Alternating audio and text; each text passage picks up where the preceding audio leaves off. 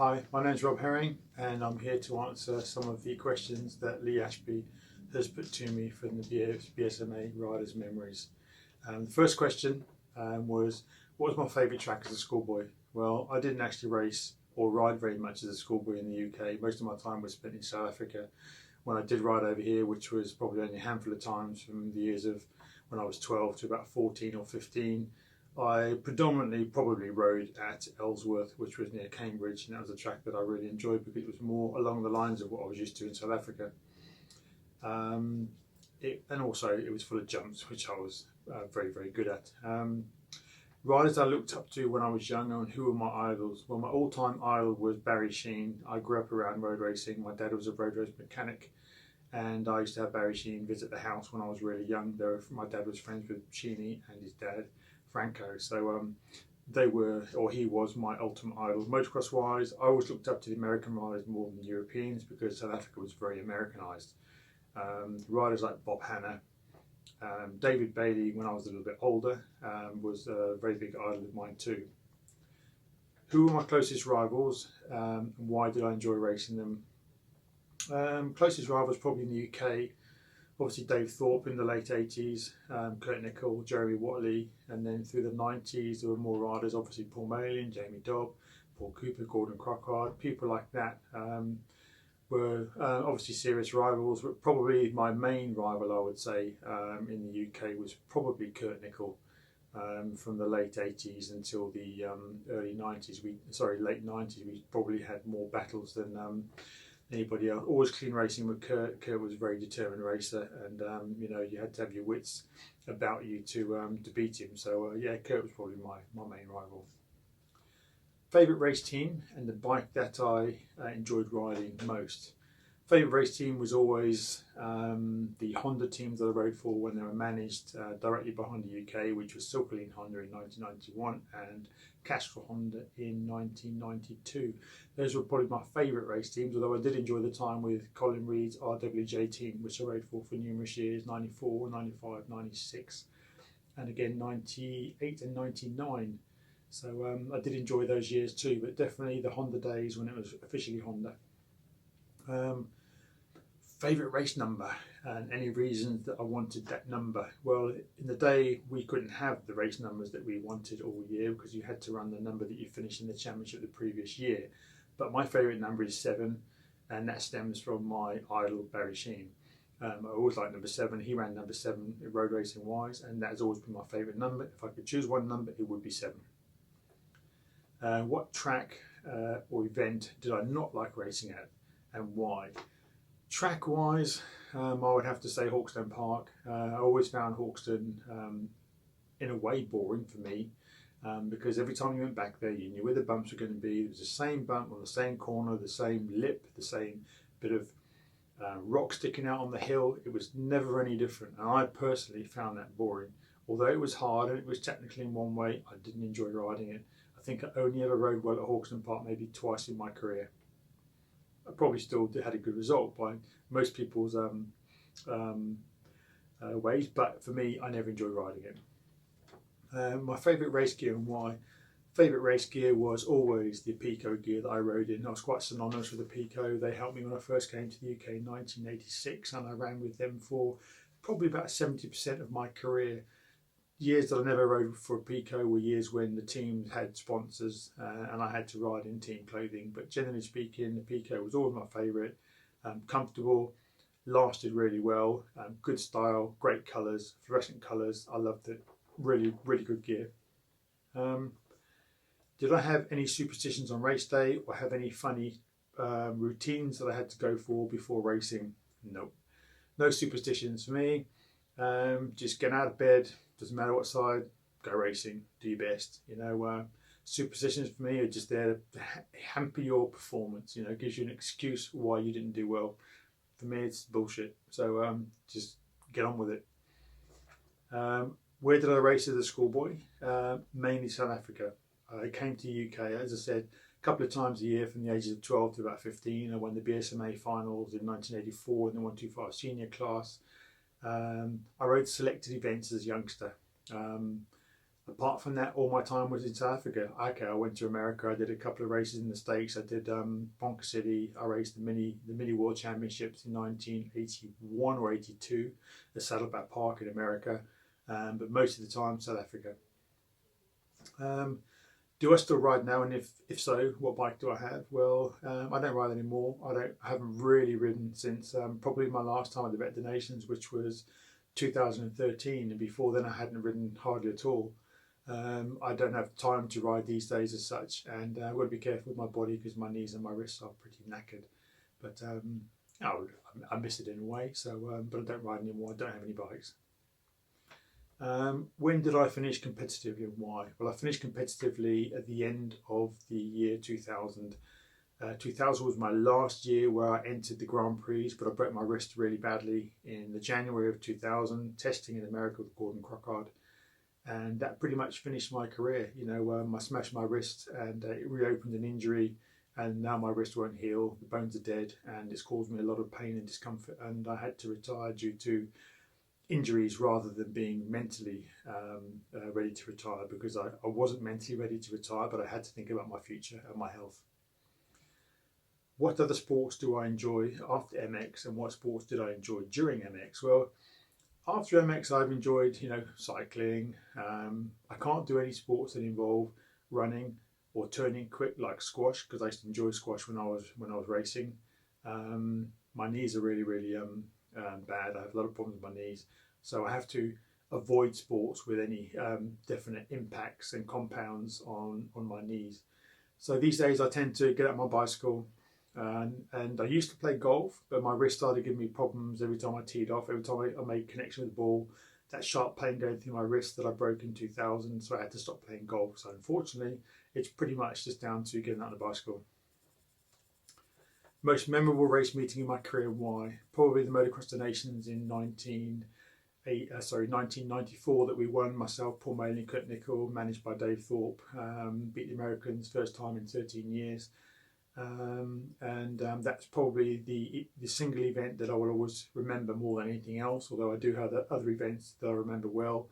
Winning my first Grand Prix in Yugoslavia in 1987, when I won both motos, stands out in my memory, but the Nations really takes the biscuit on that one. Next question, who are my best mates in motocross, and do I still keep in contact? I keep in contact probably with Paul Cooper, and he's probably the only one. I see Paul fairly regularly. We speak quite often. I've gone out of the sport, and I've been out of the sport for quite some time. I don't hardly see anybody, although I do see Lee Morrison. I see Jamie Dobb now and again, and Paul Edmondson, who also work in the film industry. So I do see them on the odd occasion. But just where my life has gone, it's taken me in a different direction, and I have lost contact with most people. But Paul I still keep in contact with. What do I miss most about my racing days? I'd have to say the camaraderie that we had when we were racing back in the 80s and 90s, it definitely seemed to be a lot more fun than it is now. It seems to be far too serious for my liking. I got into the game because it was fun. I didn't get into the game to start with to make a living out of racing. It's just the way that my career ended up. I miss that side of it. I miss play riding. I miss getting out on the bike and riding for the sake of riding to enjoy myself. I don't miss the racing, but I do miss getting out and just having fun on the bike and seeing what I can do with it, flicking it around in the air, having a good day just play riding. I do miss that. Next question is, do I have any regrets from racing, or any meetings that I should have won or done better in, or any bikes that I wish that I hadn't have ridden? Well, I can't say that I have any regrets. There may be things that I wish had have happened in my career that I may have gone in a different direction. I had an offer at the end of 1988 to go and ride for Chesterfield Suzuki, Michele Rinaldi. But an hour before I got the definite nod from Rinaldi, I had to sign my contract with Heron Suzuki. So I signed for Suzuki because I hadn't heard from Rinaldi, and I kind of wish maybe that hadn't have happened. I'd like to have gone to America at the end of '87. I had an offer from Yamaha, but that didn't quite work out. So there were things that maybe I would have liked to have happened that didn't. But as far as the way that it went, I can't say that I've got any regrets, because I did what I did, and I did what I felt was comfortable and happy with at the time. So I don't regret anything. Tell a funny story about your racing days. There are many stories that were highly amusing. And probably things that stand out well are the fun we had after the race meetings, especially in the hire cars, when myself, Paul Cooper, Mark Eastwood, Paul Malin were racing probably 92, 93, 94 in the 250 Grand Prix. Some of the antics we got up to in the hire cars, trying to get around the, I think it was the Hungary track. I think it was Paul and Mark ended up in the car, but jumping all the tabletops in the car, ended up smashing the car to pieces, and limping it back about 400 kilometres back to Austria to get it to the car rental place, with virtually no brakes, no power steering, no suspension. It was pretty amusing at the time. Things like that stand out to me, but you'd have to have been there really to have appreciated how fun it was at the time. 3 words to sum up my style and my ways of riding. I would probably have to say speed, because the raw speed that I had when I was really young was quite impressive. My style, and probably inconsistent. The fact that I could win one race and DNF the next, or be 10th the next one. So I would say speed, style, inconsistent. My strengths and weaknesses. My strengths was always my technique. I think I was very good at reading a track, very good at using the track to my advantage and helping myself cover the ground, using more of the track than a lot of other riders. My strengths were also the fact that I was strong. I could bully the bike around and keep it down quite a lot, but my weaknesses were my fitness. I didn't learn to train until 1994, where I trained with Dave Thorpe for 4 years, from 94 to 98, and I was in good shape. But by then, I already had some major injuries, and I was training with bad injuries, racing with problems. So I never made the most out of my fitness, because I needed that fitness when I was 16, 17, 18 years old, and I didn't have it. So my weakness was always my fitness. If I could re-race a meeting in my prime, what would it be and where? Re-racing a meeting in my prime, well, there were plenty of races in my prime that I'd like to have gone back to now and re-race them. Grand Prix where I was leading or right up there and ended up making a silly mistake and falling off and maybe not finishing. Like to go back and finish those races like I know I could have finished them if I was in slightly better shape, or for whatever reason I fell off or made a mistake, just to eradicate that and finish the races like I could have done.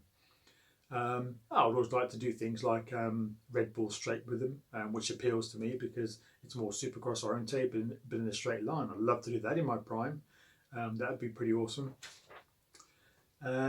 What was my best achievement in MX? Obviously all my British Championships. I won 11. They're great achievements. Winning the Motocross of Nations in 1994, great achievement. We finished second in 1986, which was my first year officially back in the UK. I rode for Great Britain that year on 125, and myself, Dave Thorpe, Jeremy Watley finished second to the greatest Motocross of Nations team of ever, of the American team of Ricky Johnson, Johnny O'Mara and David Bailey. So that was quite an achievement for me, as well as finishing third in the Nations in 92 in Australia. So those really are standout achievements for me. Grand Prix wise, winning Grand Prix, yes, but they don't quite stand out as much as, the Motocross of Nations. It's a special event. Who were the riders I always had run-ins with and I hated to race? Well, look, I can't say I had any definite riders I had run-ins with. There were always people that, are hard to pass than others, and you've got to plan your way around them or give them a little bit of a wide berth. But that's just racing, you have to outthink them. But I can't say I had any problems with them. I was always a pretty fair rider, tried not to make contact if I could help it. I was aggressive on the track, but I wasn't dirty. And I think people are like that with you back. If you're dirty on the track, they'll treat you the same. So I didn't really have any problems with anyone, and hopefully they didn't have any problems with me. If I could give one piece of advice to any youngsters currently racing, what would it be? My advice to them would be stay in school, get an education, have something to fall back on. Do not put all your eggs in one basket and think that motocross is going to make you a living and you're not going to have to do anything after your racing career is over. Motocross career can end just like that. One little crash, one silly mistake, and it's all over. Whether it could be broken leg, broken neck. I broke my neck before.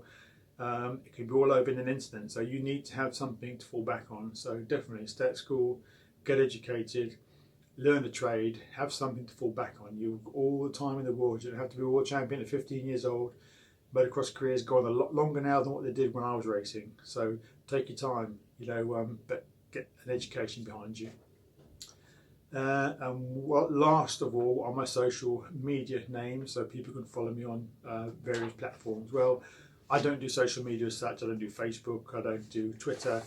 I do a little bit on Instagram, but that's about it. But it's more looking at the pictures and stuff of that people post, and a little bit work-wise.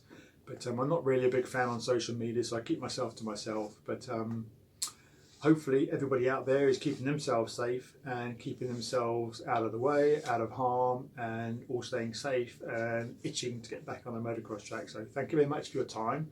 Thanks for listening. And I hope that I will see a lot of you at some tracks in the very near future, maybe the Motocross Nations if I do it again in the future.